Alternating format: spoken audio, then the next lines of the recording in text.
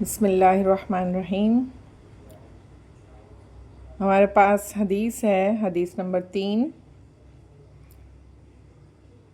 ایھا الناس اتقوا اللہ واجملوا فی الطلب فإن نفسا لن تموت حتى تستوفی رزقها وإن أبطأ عنها فاتقوا الله واجملوا فی الطلب خذوا ما احل ودعوا ما حرم۔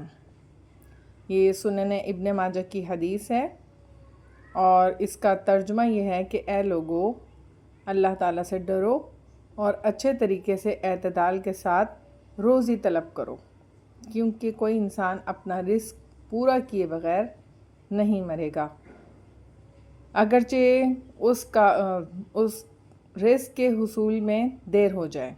چنانچہ اللہ تعالیٰ سے ڈرو اور اچھے طریقے سے روزی طلب کرو، جو حلال ہے وہ لے لو، جو حرام ہے وہ چھوڑ دو۔ اس حدیث کے مفہوم میں یہ پوائنٹ کی صورت میں نے لکھ دیا ہے کہ اس حدیث مبارکہ میں درجہ ذیل امور کی تعلیم دی گئی ہے۔ پہلے نمبر پر ہے تقوی، پھر ہے روزی کی طلب میں اعتدال، پھر ہے رازق اللہ تعالیٰ کی ذات ہے، اور حلال کو لینا اور حرام کو چھوڑ دینا۔ یعنی یہ 4 چیزیں اس کے مفہوم میں ہم واضح کر سکتے ہیں۔ اور اس حدیث میں جو تعلیمات دی گئی ہیں اس میں کیا بتایا گیا ہے کہ رزق حلال، یعنی رزق ایک ایسی نعمت ہے جس کی تقسیم اللہ تعالیٰ نے اپنے پاس رکھی ہے۔ کچھ لوگ یقین کی کمی کا شکار ہو کر قبل از وقت ضرورت سے زائد طلب کرنے کے یا لالچ کا شکار ہو کر ناجائز حرام ذرائع استعمال کر کے اپنا حلال رزق بھی حرام کر لیتے ہیں۔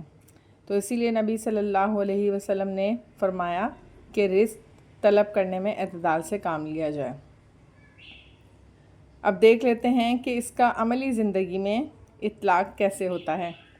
یعنی اس میں ہم نے یہ بتانا ہوتا ہے کہ عملی زندگی میں ہم اس حدیث کو اپنے اوپر کیسے لاگو کر سکتے ہیں۔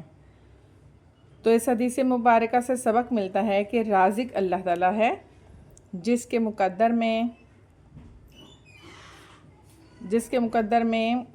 کس قدر رزق لکھ دیا گیا ہے اس کو وہ ضرور عطا ہوگا۔ رزق کی طلب میں اعتدال کو اختیار کیا جائے، رزق کے حلال و طیب کو حاصل کیا جائے اور حرام سے باز رہا جائے، اور اس کے یعنی اللہ اور اس کے رسول کی تعلیمات کی پیروی میں ہی دنیا و آخرت کی بھلائی ہے۔ تو اس طرح یہ ہمارا حدیث کا مفہوم واضح ہو جاتا ہے۔